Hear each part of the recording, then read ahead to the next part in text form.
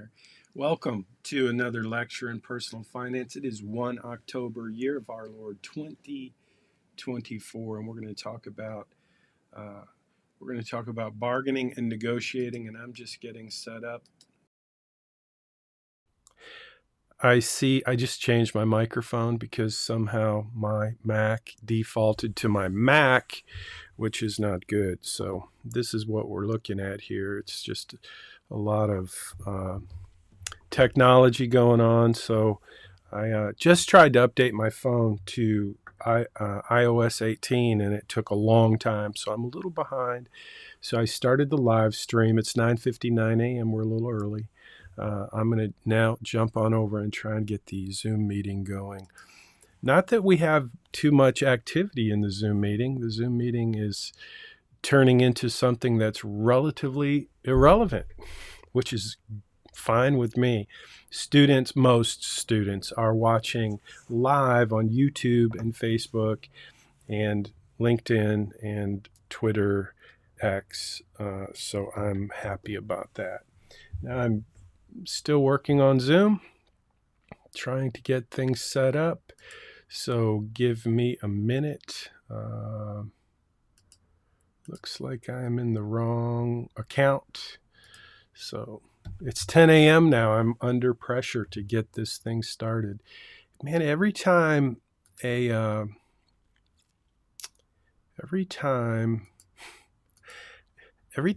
updates, I get jacked up. So somewhere in here we have a Zoom meeting for personal finance, but my calendar has been disconnected, so that meeting is gone. I wonder if we can get away with no meeting. Oh, nope, that's not going to work. Sorry, folks. Oh, looks like I did have someone there. Okay, I'm back to the Zoom meeting. Now I'm going to go set that up so that we have the right cameras, the right audio, speaker, eCam Live. Let's see if that works. Okay. So if you are in the Zoom meeting, if you wouldn't mind leaving a little chat to let me know that you can hear me and that everything is good. I don't see anyone in the Zoom meeting right now. Participants. Oh, there we go. Nathalie, can you hear me okay? Good to see you. I can hear. Okay, great. I'm assuming it's still a little fuzzy in the Zoom room. Not sure. It looks better today. It's still a little fuzzy, but I don't know why. I'm sorry. I'm spending less and less time fiddling with Zoom because we do have a lot more folks watching in YouTube and Facebook and LinkedIn. So we'll get started here in just a few minutes. We're going to be talking about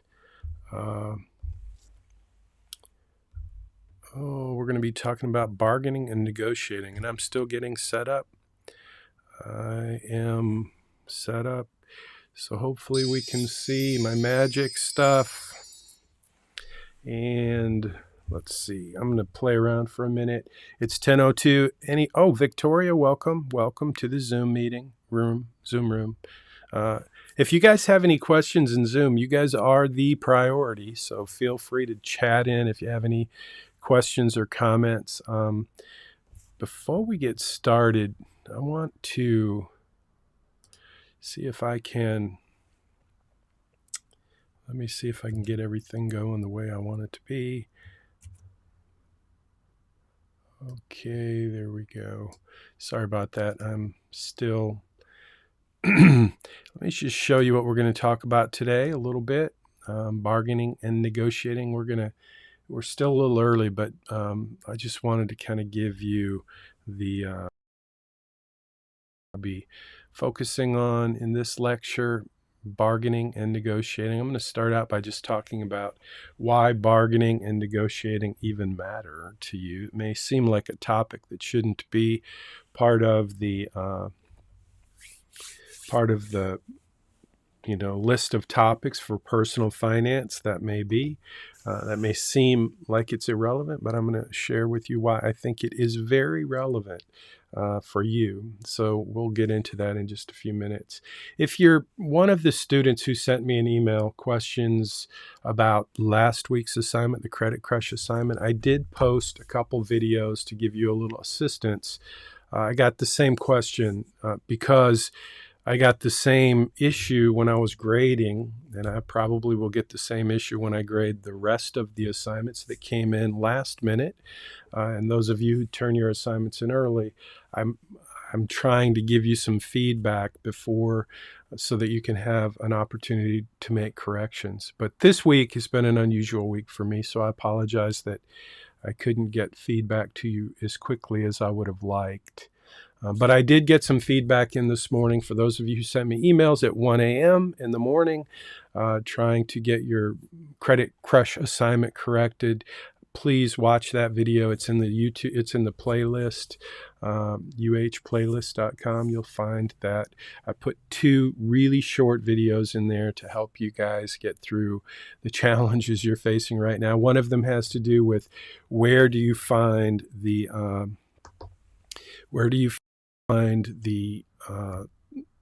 debt strategies, and you can see there that those 3 dots are where you go. So anyway, I did put that, like I said, I created a video for that purpose. Also, I created a video to just talk a little bit about the excess money. So if you're struggling with having too much money and you're not sure why you got a deduction, you need to watch that video.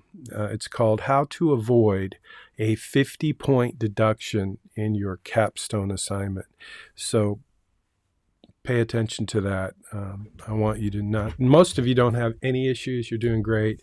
But some of you are clearly just doing the assignment, submitting it, and not paying attention to the numbers. And if that's you, you got a deduction, you got a little notification, and you got an extra video to help you figure that out so that you can get it worked out between now and the capstone. So if you got a 10-point deduction, don't send me an email asking me to give you an update your grade. If it's been submitted before the due date, then I'll make the corrections and you'll get the points. But otherwise, no. But I just think of it this way. You get 10 points extra if you turn it in early. So you can make up that 10-point deduction if you got a deduction this week.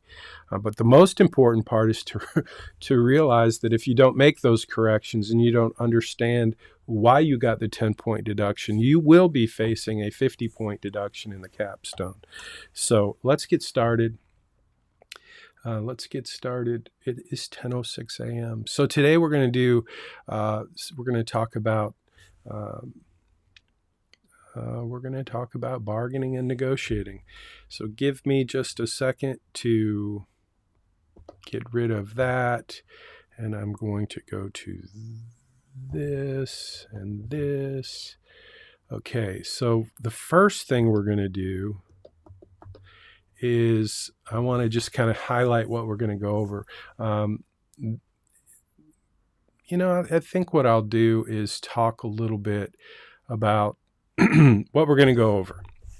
One of the main part of your assignment this week is to watch an interview with Ramit Sethi, and that will help you understand some of his techniques for bargaining and negotiating in a job interview. It's really, I met Ramit a long time ago. It seems like a long time ago. I was at a conference. It was called FinCon, Financial Conference. It was for people who create content in the area of financial advice, financial literacy. And so he was one of the people who spoke at that conference, and he was great. And so I started following him. I haven't talked to him in a while, but this is an older interview, but I want you to watch it, and I want you to learn from it, and I want you to tell me what you learned from it. So that's kind of number one. The main idea here is negotiate anything and everything. So here's what I want you to know about this week's assignment and this lecture, this whole idea of bargaining and negotiating everything. So when I started teaching this course many, many years ago, we were in class and we were all together. And I would always start this lecture by saying, okay, imagine that there are two sides of the room. There's this side and this side. And I want you to figure out which side of the room you're on. Are you on this side or this side? And on this side over here is my wife, Connie, who would tell you that when it comes to bargaining and negotiating, she doesn't really love it. It feels awkward. It's uncomfortable. She's not really good at it. And she just really basically avoids it. So on this side of the room are folks who say, yeah, no, don't really love it, don't really want to do it, not really good at it. I'm not going to bargain and negotiate everything. It's just the way it is on that side of the room. But on this side of the room are folks like me and maybe you. And on this side of the room is definitely like Dave Ramsey. Dave Ramsey. So years ago when I taught this course, it was college foundations.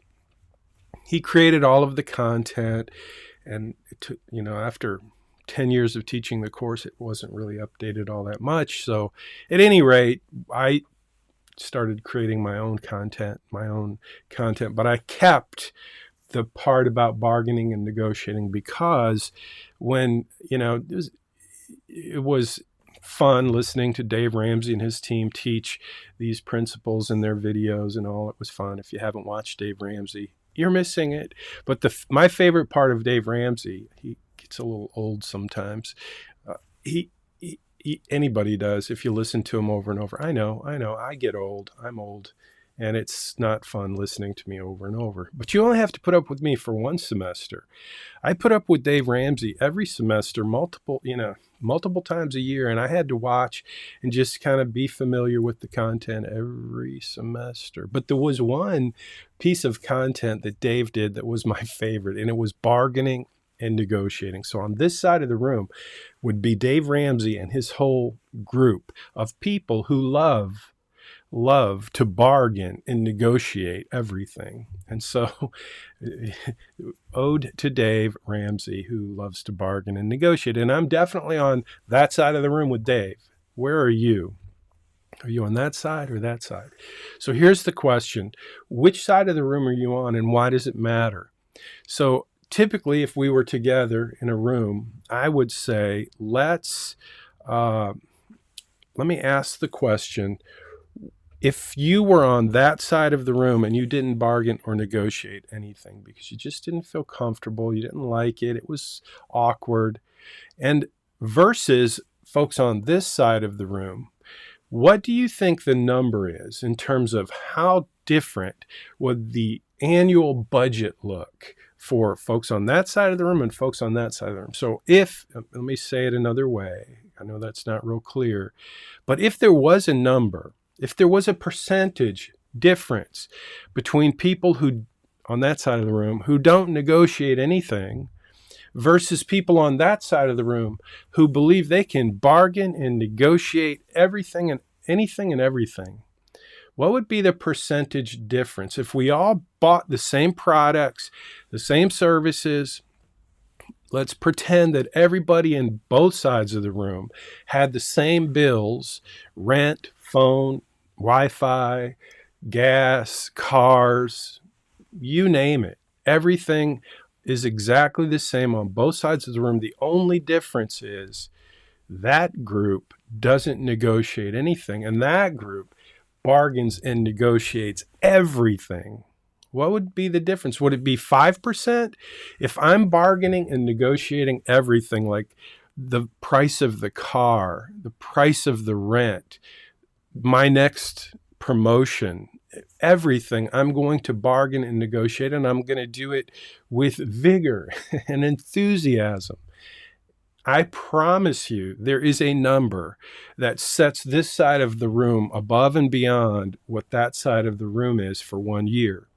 So if you just think of it that way, there's some number, and I would usually ask, go ahead and put it in the comments. What is your guess? There's no right or wrong answer. Just what is your guess about a percentage? Is it 5% or 10%? That's the question. And that's actually this week's class collaboration secret is, what do you think the percentage would be, the difference, the savings, the advantage to folks on that side of the room? You know someone who's been a great bargainer or negotiator. And so if you could just come up with a number. Let's say that we all made the same amount of money, $100,000, and we all spent the same amount of money. Uh, well, we didn't spend the same amount, but we bought the same things.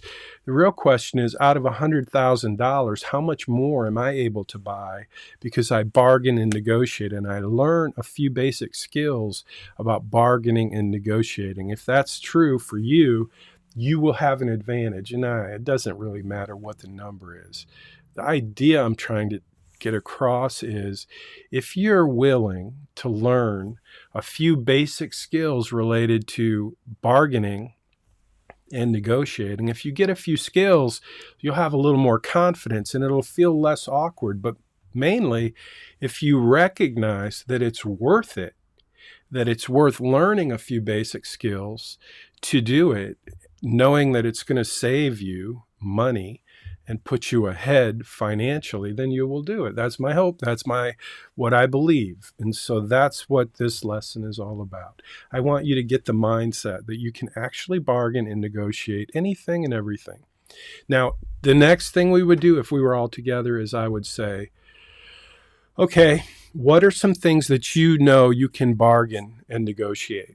And then we'd make a list of things that we know we can bargain and negotiate. And people on this side of the room would have a great list. People on that side of the room would have nothing on their list. Maybe a couple of things, but they would miss so many things that are on the list for this side of the room. And it was always interesting to me because then we started a conversation and the folks on that side of the room would say, you can't negotiate groceries. You can't negotiate rent. You can't negotiate this, that, or the other thing. And people on this side of the room would start telling stories about how they negotiated those specific things that people on that side of the room said, you can't negotiate that. There's no bargaining in that. So the point is, if you believe everything is negotiable and you don't mind negotiating and you recognize that bargaining and negotiating can move the needle on your financial life, then you're more likely to engage in bargaining and negotiating. That's all I want you to learn this week, is to just recognize the benefits and the value of bargaining and negotiating so that you will then take responsibility to learn a few basic skills that will give you more confidence so that you begin to bargain and negotiate more effectively, more often, so that it makes a difference in your financial life. So hopefully that doesn't stress you too much on that side of the room. Hopefully folks on this side of the room were already giddy going, okay, I got this. And this is an easy assignment. Okay, this really is an easy assignment. I'm gonna just let you know that I've posted a bunch of my favorite things related to bargaining and negotiating. One of them is you have to exercise your walk-away muscle. I see so many people. I have a person I'm working with right now that they fall in love with whatever it is they want, and they have no capacity, no ability, no muscle to walk away, and they end up not very effective in bargaining and negotiating. So it's one of the things I would say is important. One of my top 7. Another one is just to practice the daily discipline of patience. If you're not patient, you're going to lose in negotiations. So that's the next one.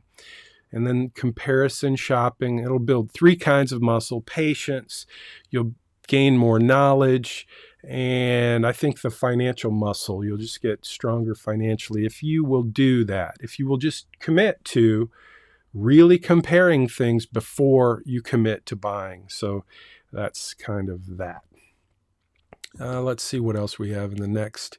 So one of the things Dave Ramsey does in his lesson on bargaining and negotiating is he will talk about how cash is king. And he tells a story about walking into a Best Buy. And in the Best Buy, he takes cash and he lays it down in a dryer and he makes a deal. Actually, it's not a Best Buy. It's like a local appliance store. Okay. And it's probably, I don't know how, 20 years ago, 10 years ago. But the point is that I'm trying to make is cash used to be king. Like if you waved cash around people, it would really move the needle in terms of the bargaining power that you have.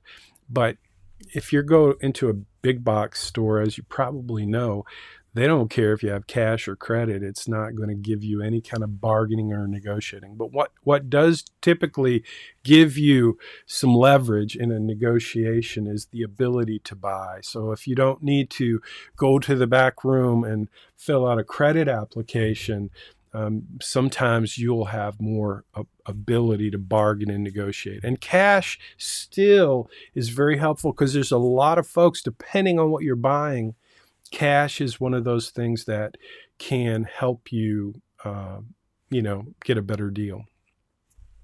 But anyway, that's just one of my tips, I guess. Silence is golden, so shut up. So if you're bargaining and negotiating, one of the things Dave Ramsey says is when you get into a negotiation and they tell you what they want for this or that, whatever it is you're trying to buy, and you just thoughtfully think and then say, this is Dave Ramsey's tip, that's just not good enough. And then be quiet. And the be quiet part is the one that I really think is tremendously helpful, and you need to learn it and practice it if you want to be on that side of the room. If you're on that side of the room, this is one of those tips that can help you become more confident, more effective in bargaining and negotiating. You say, that's not good enough, and then you just be quiet. And that silence is really an effective technique. Okay, so that's silence is golden, so shut up, which is hard for some of us to do, to shut up. I think I already talked about the walk-away muscle. You have to exercise it. You have to recognize that walking away is a powerful technique in a negotiation. And it doesn't mean actually walking away. It just means, communicating effectively that, you can just walk away from this deal. You're not married to it. You don't have to have it. And you have to believe that, because the walk-away muscle is a real thing. Like if you just try to pretend, a good negotiator, somebody that reads people well, will recognize that you are in love with this deal and you really want it. And now you're just trying to manipulate me, but I'm smarter than you. I'm more experienced in this business of negotiating than you. And I'm going to be like, yeah, okay, see ya. I'll sell this to the next person I talk to. And then you'll turn around and you'll want to buy it because you don't really have that walkaway muscle. But on the other hand, if you really have that walkaway muscle and you're bargaining and negotiating with somebody who's got a lot of experience and you're really willing to walk away, I'm telling you, I'm going to be like, okay, I'll make you a deal, because I want to sell whatever it is I'm trying to sell. But if I'm really good at selling and bargaining and negotiating, I'm going to recognize if you are one of those people who has no walkaway muscle. So that's important. Here we go with timing. Timing is everything. So timing is interesting. I have purchased many used cars in my life. And one of the things I've learned, in fact, for Christmas, I bought myself a KLR 650 motorcycle. And I waited until the end of the year, and I just started contacting dealers who had exactly the bike that I wanted. And it works for cars too. It works for a lot of things, but it really works for cars. So I used this illustration just to illustrate that timing is really a key. It's like a tip. Recognize that if you just have patience and you can wait, like for example, buying a car, if you can wait until the end of the quarter, the end of the month, the end of the quarter, the end of the year, car dealers or motorcycle dealers and so many other dealers, they don't want to have that item on their lot at the end of the month because it costs them money. And so you can make a much better deal at the end of the month, at the end of the quarter, at the end of the year on something that's left over. I was looking at RVs. I live in a metal box in the woods at Brazos Bend State Park. I think I showed you some of that footage. Maybe I'll do that again. But anyway, I was looking at RVs because a friend of mine is looking for an RV, and I found exactly the RV. It's an open range, 42 foot. I found a 2022, brand new. And I know what I paid for mine, and this brand new one was less than what I paid for mine. And I bought mine used. And the reason for that is if you waited until now, there's a ton of RVs on the market, and the prices keep going down, down, down. And so you can get an amazing deal on a RV, a fifth wheel RV, or any other RV today, and that's because of timing. If you would have tried to buy it right after COVID, the prices were through the roof.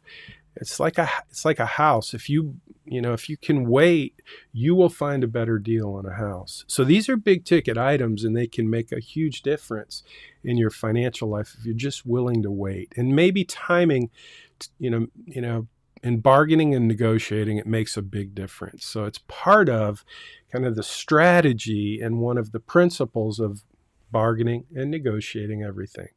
Okay, so one of the things I want you to do this week in your assignment is just think about what will you bargain and negotiate in this week.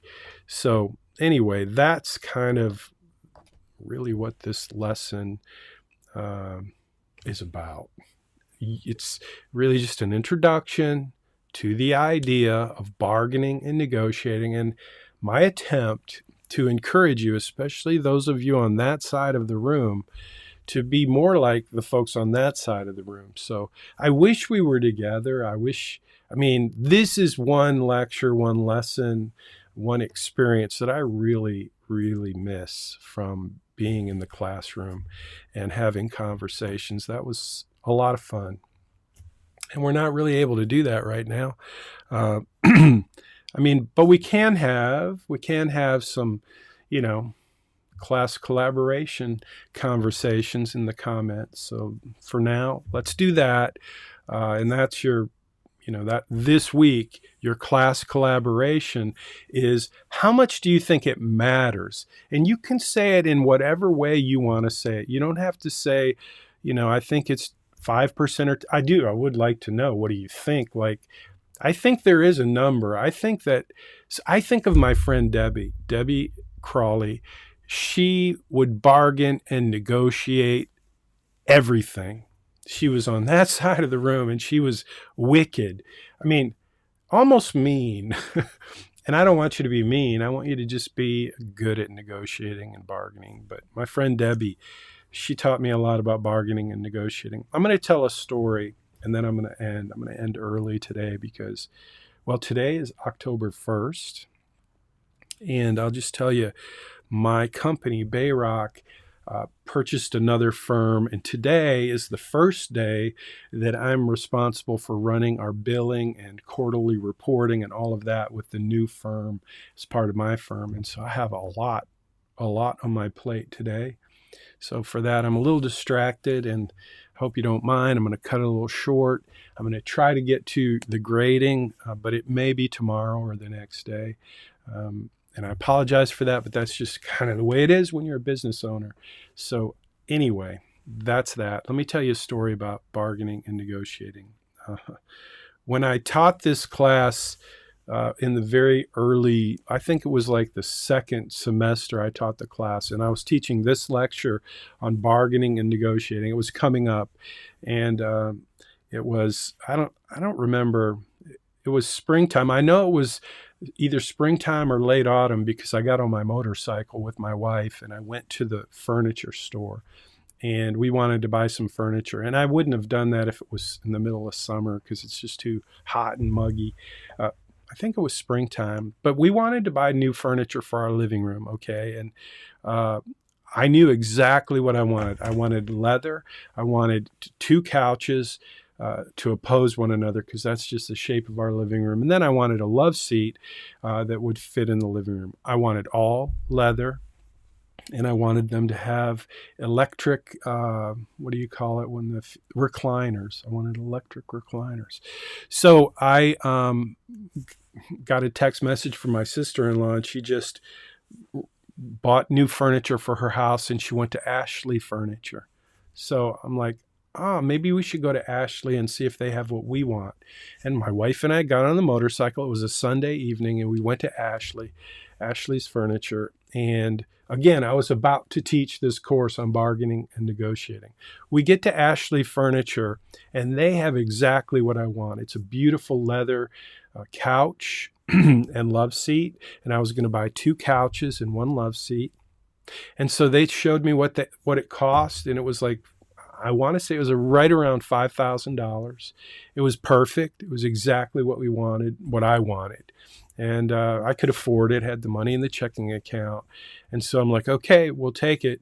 But I asked the salesman this. I said, hey, if I went and shopped around, would I find a better deal on this?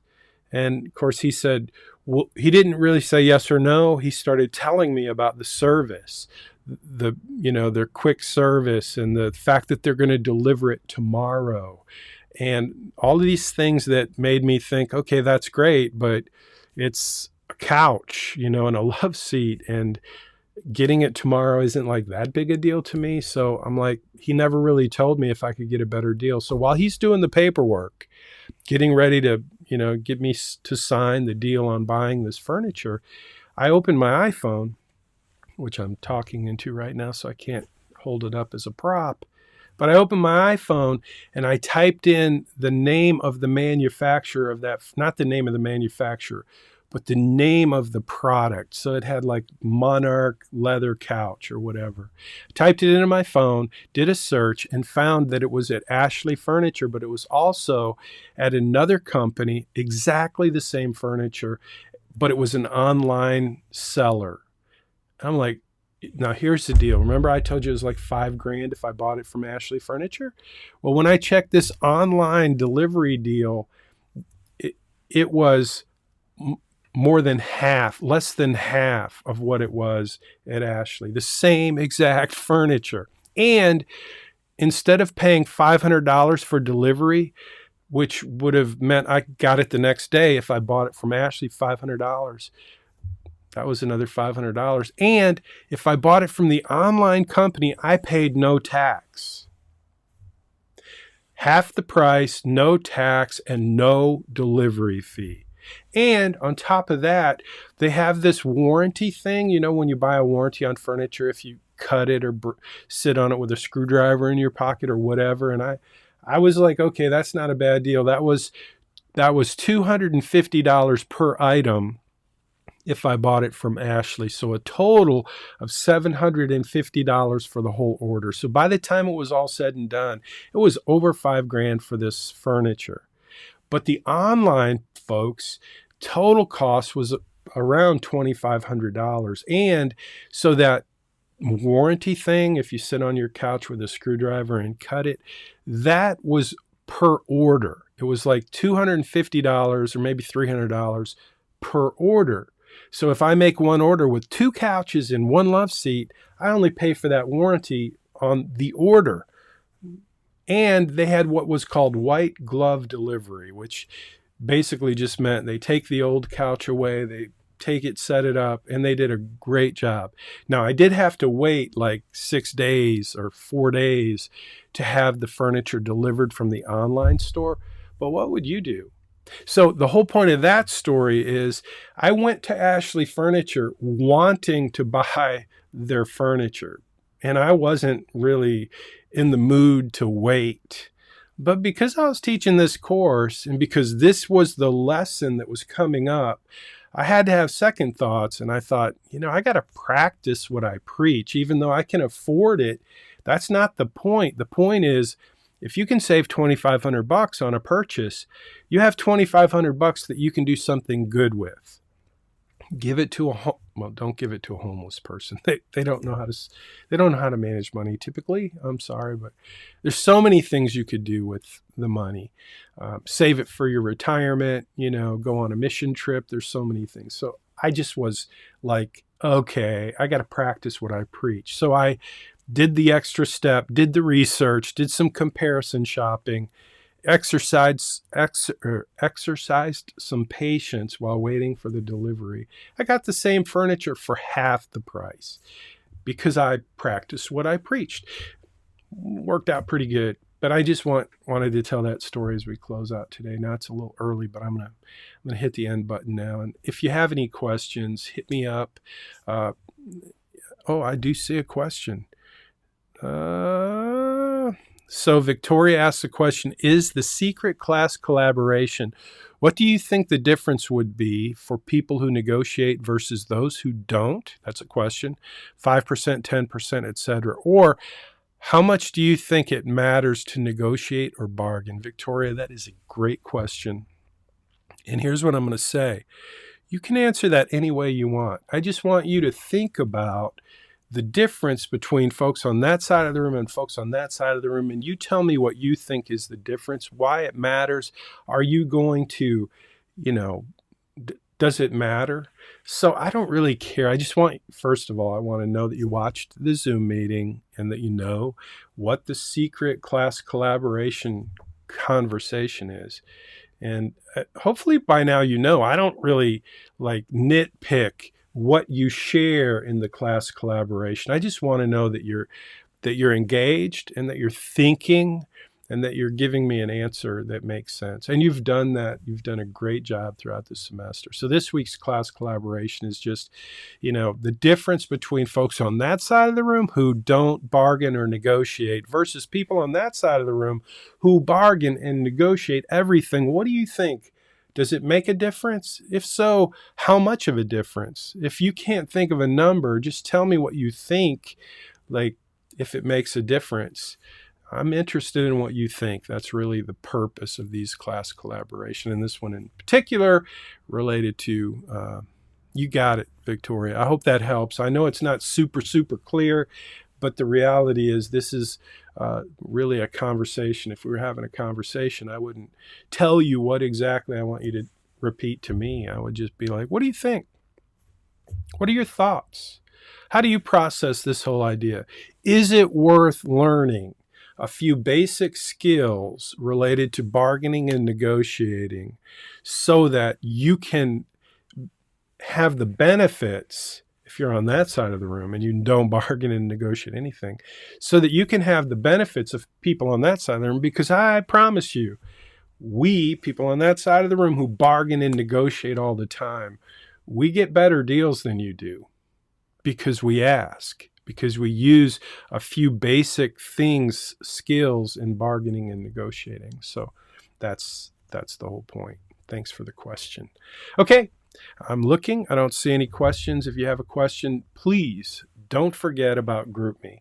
Now, I did get several emails yesterday. I spent some time yesterday grading. I was a little late this week because, again, my business, I have this whole big thing going on right now. And so I was a little behind on grading, and I apologize for that. Some of you got a 10-point deduction, and you were eager to get that fixed, and it was kind of last minute. So I'm getting emails at, midnight and beyond. And so I did post a short tutorial to answer those questions. But I really want you guys to get in the mode of asking your questions in GroupMe. There are students there who have the answers, who can help you, who are willing to help you, who like to help you. And if you're sending me emails at 1 o'clock in the morning, I'm sorry, but that's not reasonable. And I think I have the right to expect from you to go to the right place to ask your questions. So that's my word of the day, kind of, sort of. All right, that's it for today. That's it for this week. I will see you next week. I hope you guys have a great week. Thanks for your good work. And we'll see you next week. Next week, by the way, we will be working on insurance. Let me see. Yeah, so insurance is next week's. Next week you're going to get a quote for car insurance, and that'll be next week. So next week, insurance. This week, bargaining and negotiating. And so I appreciate your work, and I look forward to grading your homework. Have a good one. Take care.